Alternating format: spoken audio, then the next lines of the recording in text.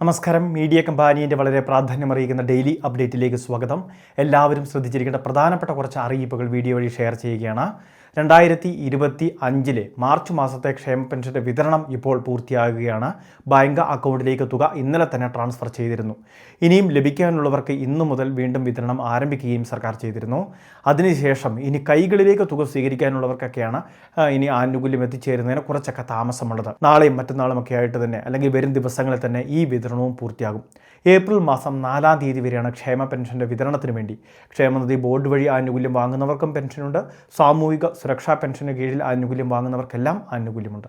1600 രൂപയുടെ വിതരണമാണ് നടന്നുകൊണ്ടിരിക്കുന്നത്.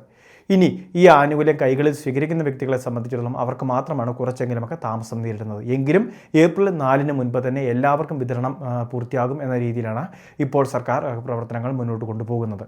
ഇനി ഇതോടൊപ്പം തന്നെ കേന്ദ്ര സർക്കാരിൻ്റെ പെൻഷൻ വിഹിതം അത് 200, 300, 500 എന്നിങ്ങനെ ലഭിക്കേണ്ടവരുണ്ട്.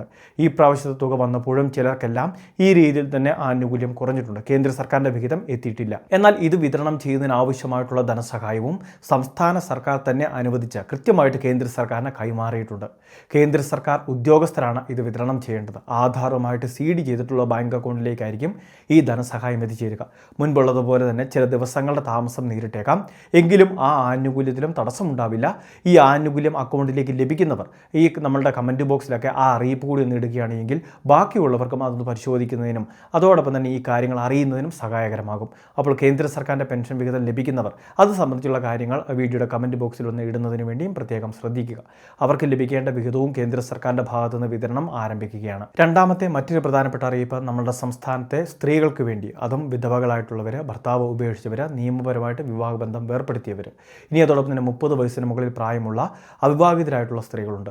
അതോടൊപ്പം തന്നെ കിടപ്പ് രോഗികളായ ഭർത്താവുള്ള സ്ത്രീകൾ, ഇങ്ങനെയുള്ളവർക്ക് വേണ്ടി ഒരു സ്വയം തൊഴിൽ സംരംഭം ആരംഭിക്കുന്നതിന് വേണ്ടി, അത് നമ്മളുടെ വീടുകളിലും എന്തെങ്കിലുമൊക്കെ സംരംഭമാവാം. തയ്യൽ യൂണിറ്റ്, മെഴുകുതിരി നിർമ്മാണം, സോപ്പ് നിർമ്മാണം, ഇങ്ങനെയുള്ള വിവിധ മേഖലകളിലേക്ക്, ഒന്നിലധികം മേഖലകളിലേക്ക് നമുക്ക് സംരംഭമൊക്കെ ആരംഭിക്കുന്നതിന് വേണ്ടി സാമ്പത്തിക സഹായം, ലോൺ നൽകുന്ന സ്കീമുണ്ട്. ശരണ്യ എന്ന് പറയുന്ന പദ്ധതി എംപ്ലോയ്മെൻറ്റ് എക്സ്ചേഞ്ച് വഴിയാണ് പദ്ധതി നടപ്പിലാക്കുന്നത്. അതുകൊണ്ട് തന്നെ എംപ്ലോയ്മെൻറ്റ് എക്സ്ചേഞ്ചിലെ തൊഴിൽ കാർഡ് ഉണ്ടാവുന്നതിന് വേണ്ടി പ്രത്യേകം ശ്രദ്ധിക്കുക. അത് കൃത്യമായിട്ടൊക്കെ പുതുക്കി എടുക്കുന്നവരാണെങ്കിൽ, ഉപയോഗിക്കുന്നവരൊക്കെ ആണെങ്കിൽ നമുക്ക് ആനുകൂല്യത്തിന് അപേക്ഷിക്കാൻ സാധിക്കും. റേഷൻ കാർഡ് വ്യത്യാസമില്ലാതെ ലഭിക്കുന്ന സാമ്പത്തിക സഹായം 50,000 രൂപ. ഇവിടെ പലിശയില്ല എന്നുള്ളതാണ് ഏറ്റവും വലിയൊരു സവിശേഷത. അതുമാത്രമല്ല, അനുവദിക്കുന്ന തുകയുടെ 50% തുക, അതായത് 25,000 രൂപയോളം സബ്സിഡി ആയിട്ട് ലഭിക്കുന്ന തുകയാണ്. അതുകൊണ്ട് തന്നെ ആ തുക നമ്മൾ തിരിച്ചടയ്ക്കേണ്ട ആവശ്യമില്ല. ബാക്കി വരുന്ന തുക, ബാക്കി ശേഷിക്കുന്നത് 25,000 രൂപയാണ്.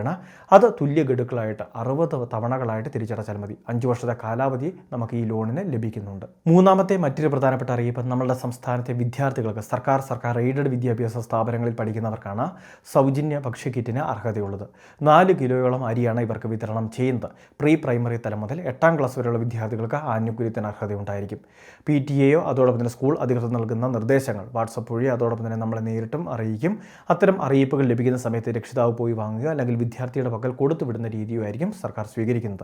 സ്കൂളിൽ സപ്ലൈകോയിൽ നിന്ന് ആനുകൂല്യങ്ങൾ എത്തിക്കുകയും അതിനുശേഷം വിദ്യാർത്ഥികളുടെ പക്കൽ അല്ലെങ്കിൽ രക്ഷിതാക്കളുടെ പക്കൽ ഇത് ഏൽപ്പിക്കുന്ന രീതിയാണ് സർക്കാർ സ്വീകരിക്കുന്നത്. നിലവിൽ 26 ലക്ഷത്തോളം വരുന്ന വിദ്യാർത്ഥികൾക്ക് ഈ ആനുകൂല്യത്തിന് അർഹതയുണ്ട്. ഇനി ഏറ്റവും ഒടുവിലായിട്ട് നമ്മുടെ സംസ്ഥാനത്തെ റേഷൻ കാർഡുകൾക്ക് ലഭിക്കുന്ന ഭക്ഷ്യവിഹിതം, സൗജന്യ അരിയുണ്ട്, അതോടൊപ്പം തന്നെ സബ്സിഡി നിരക്കിലുള്ള അരി ഉൾപ്പെടെയുള്ള ആനുകൂല്യങ്ങളുണ്ട്.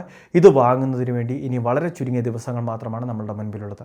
മാർച്ച് മാസം 31-ന് മുൻപ് റേഷൻ ആനുകൂല്യങ്ങൾ വാങ്ങുന്നതിന് വേണ്ടി ശ്രദ്ധിക്കുക. AY BPL റേഷൻ കാർഡിലുള്ളവർ ഇനി ആരെങ്കിലും ഇലക്ട്രോണിക് KYC ചെയ്യാനുണ്ടെങ്കിൽ ആ കാര്യം കൂടി ശ്രദ്ധിക്കേണ്ടതാണ്. റേഷൻ കടയിൽ എത്തിച്ചേർന്ന് ഈ കാര്യങ്ങളെല്ലാം ചെയ്യുന്നതിന് സംവിധാനം ഒരുക്കിയിട്ടുണ്ട്. വളരെ പ്രധാനപ്പെട്ട കുറച്ച് ഇൻഫർമേഷനാണ് വീഡിയോ വഴി ഷെയർ ചെയ്തത്. ഇതുപോലെ വിവിധ അറിയിപ്പുകൾക്ക് ചാനൽ സബ്സ്ക്രൈബ് ചെയ്യുക, ഫോളോ ചെയ്യുക.